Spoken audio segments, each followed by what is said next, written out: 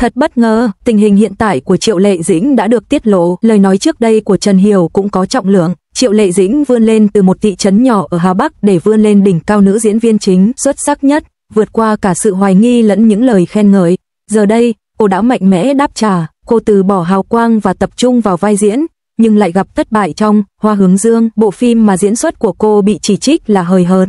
Bất chấp những tranh cãi, cô vẫn kiên trì, như Trần Hiểu đã nói, cô ấy có thể là người đồng tính, nhưng cô ấy không bao giờ có thể bỏ lại phía sau. 6 tháng sau khi Triệu Lệ Dĩnh giành giải nữ diễn viên chính xuất sắc nhất, nhìn vào tình hình hiện tại của cô ấy, tôi thực sự hiểu được giá trị lời nói của Trần Hiểu lúc đó. Hoa đến lúc cũng tàn, và ít người là hoàn hảo. Năm ngoái, Triệu Lệ Dĩnh đã giành được 2 giải nữ diễn viên chính xuất sắc nhất cùng một lúc, thực sự tuyệt vời. Người ngoài vỗ tay khen ngợi, hoa rơi như mưa, thật sự, cô nên tận hưởng vinh quang này. Một nhân vật nhỏ bé đến từ một thị trấn nhỏ ở Lang Phường, Hà Bắc, không có lý lịch và không có chủ nhân. Ông lần đầu tiên biểu diễn một vở kịch trước công chúng và sau đó trở thành cư dân thường trú của Hoành Điếm. Trên đường đi, đạo diễn liên tục mắng tôi, đồng nghiệp cũng bắt nạt tôi, và những kẻ ghét tôi cũng cắn tôi như những con chó điên. Bà leo núi, vượt sông, cống hiến hết mình cho từng vai diễn, coi công việc như thế giới của riêng mình, làm việc lặng lẽ và cuối cùng trở thành bậc thầy vô song trên sân khấu lớn của cuộc đời. Cô đột nhiên cảm thấy mình giống như người ngoài hành tinh. Cô không còn sải bước trên thảm đỏ, cũng không còn khoe vóc dáng và nhan sắc nữa. Thay vào đó, cô diện trang phục thường ngày thoải mái, biểu cảm tự nhiên, tươi tắn. Hình ảnh này đã được truyền thông trung ương đặc biệt đưa tin. Ánh mắt anh ấy tràn đầy nhiệt huyết, và chỉ cần mở miệng, anh ấy có thể nói rất sống động, dù là về quá khứ hay câu chuyện của một nhân vật. Bạn sẽ nhận ra rằng tất cả những vinh quang đó đều không chân thực bằng việc trở thành hình mẫu trên các phương tiện truyền thông trung ương. Kỳ trăng mật của Triệu Lệ Dĩnh còn chưa kết thúc được nửa năm, cô đã bị vây quanh bởi một vòng đàm tiếu mới. Triệu Lệ Dĩnh đặc biệt quan tâm tới Hoa Hướng Dương. Sau khi cắt tóc, tôi như biến thành một người khác. Tôi đơn giản từ chối thù lao và chọn cách chia cổ phần. Nếu doanh thu phòng vé tốt, mọi người sẽ cùng nhau chia bánh và tên tôi sẽ được chính thức ghi danh vào danh sách các nhà sản xuất. Ngồi cùng Cung Vũ, ông chủ Iki và phó đại, ông chủ tập đoàn điện ảnh Trung Quốc.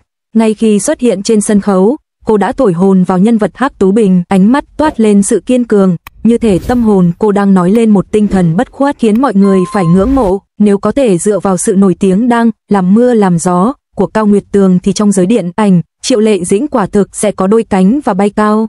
Không ngờ, hiện thực lại vô cùng tàn khốc, rõ ràng thể loại phim là như nhau. Cả hai đều kể về nỗi thống khổ của tầng lớp hạ lưu, nhưng chủ đề nữ chính được yêu thích nhất lại là một tổ hợp bom tấn, và kết thúc trong thất bại. Tổng điểm của Sunflower vào khoảng 200 triệu, nhưng bất ngờ có chuyện xảy ra. Không chỉ thành tích của họ bị ảnh hưởng, mà còn bị truyền thông trung ương chỉ trích.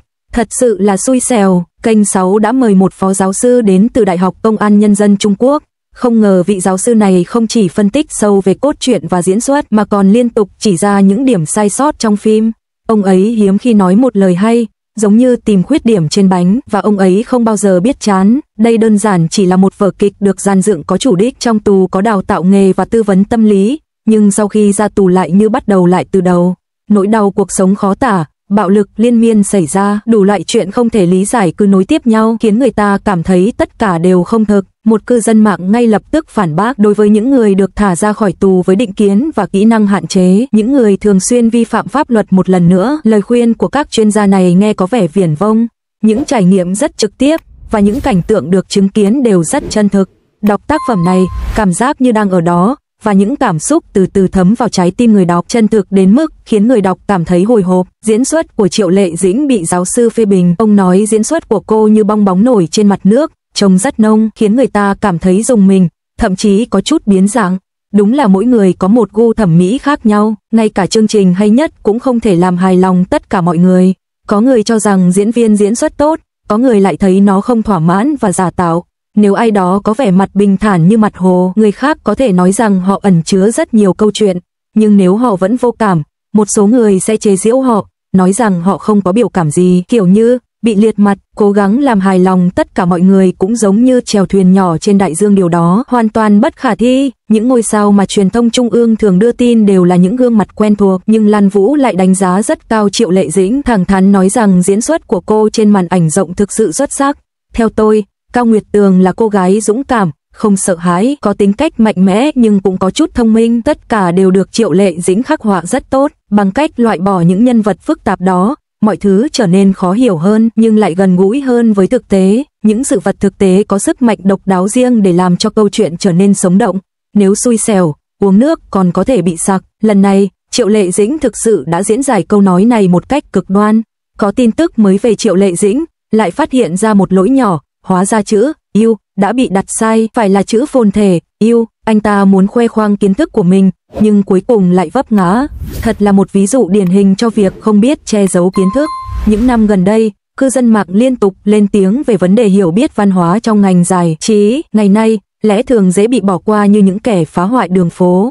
Tại sao những người này lại có mức lương khủng như vậy? Như Phùng Nguyên Chính đã nói, điều cuối cùng quyết định diễn xuất của một diễn viên chính là di sản văn hóa của họ. Gần đây, mọi người trong giới giải trí đều bắt đầu tập trung hỏa lực chỉ trích Cửu Thất Ngư và những người phản ứng chậm thực sự không thể chịu đựng được nữa. Nghe Triệu Lệ Dĩnh phỏng vấn, cảm giác như cô ấy đang thuyết giảng cho tất cả mọi người vậy. Cô ấy trả lời mọi câu hỏi, lượng thông tin cô ấy truyền tải dường như chất đầy cả cặp sách, kiến thức uyên thâm, tư duy mạch lạc rõ ràng như một đường thẳng. Triệu Lệ Dĩnh đã sử dụng sai từ, nghe như cô cố tình đọc theo cách này để thể hiện thái độ của mình dựa trên ý kiến của cư dân mạng. Gần đây, bộ phim hot nhất chắc chắn là The Rose Garden của đạo diễn Peter Chan. Với sự quy tụ của nhiều ngôi sao và một đạo diễn lớn, bộ phim thậm chí còn chưa được phát hành nhưng mức độ nổi tiếng của nó đã tăng lên như nấm sau mưa. Sự nghiệp đạo diễn của Trần Khả Hân quả thực rất rực rỡ. Ông đã đạo diễn nhiều tác phẩm xuất sắc như Cặp đôi trực tuyến, Anh hùng ra ngoài, Mật ong ngọt ngào, và số giải thưởng ông giành được nhiều như sỏi đá trên mặt đất.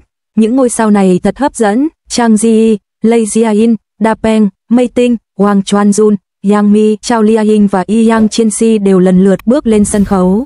Tư thế này thực sự sống động và hiếm thấy.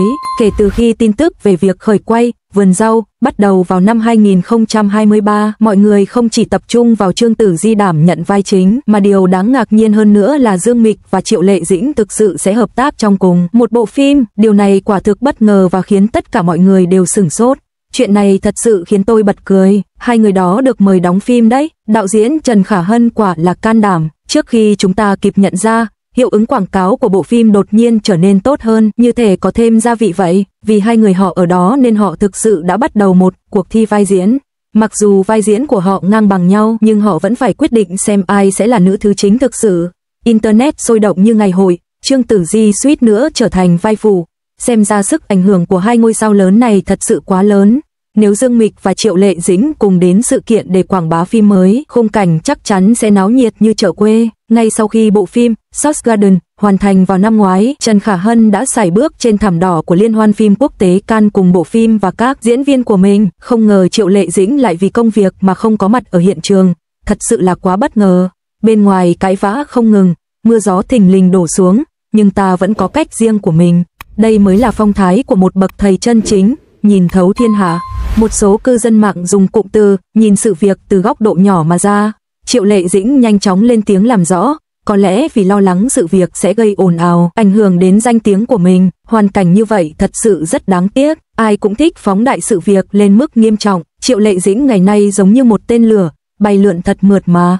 Trước đó, cô từng dùng miệng bịt miệng chai nước để uống trong chương trình, bị chỉ trích gay gắt. Ngay cả thân thế và quá khứ của cô cũng bị thổi phồng. Chuyện tình cảm của Trần Hiểu quả thực thường là đề tài nóng hổi, nhưng gu chọn người của anh ấy quả thực rất tốt. Anh ấy và Lưu Diệc Phi quả thực như cá gặp nước, rất hợp nhau. Tôi muốn nói rằng, đánh giá quan trọng nhất về Triệu Lệ Dĩnh chính là sức hút cá nhân của cô ấy khiến tôi cảm thấy cô ấy thực sự là một cô gái cứng đầu cứng cổ. Bạn có thể uốn nắn cô ấy, nhưng mãi mãi không thể thoát khỏi cô ấy. Triệu Lệ Dĩnh đảo mắt nói, tôi là nhân vật quyền lực khiến mọi người không dám nói, nhưng tôi vẫn đứng sừng sững như vậy. Đừng lo lắng về chuyện nhỏ nhặt này, vẫn còn một chặng đường dài phía trước. Những lời nghi ngờ của người khác chỉ như ánh đèn lân quang trong đêm tối. Chúng ta chỉ cần tiếp tục tiến về phía trước một cách vững vàng.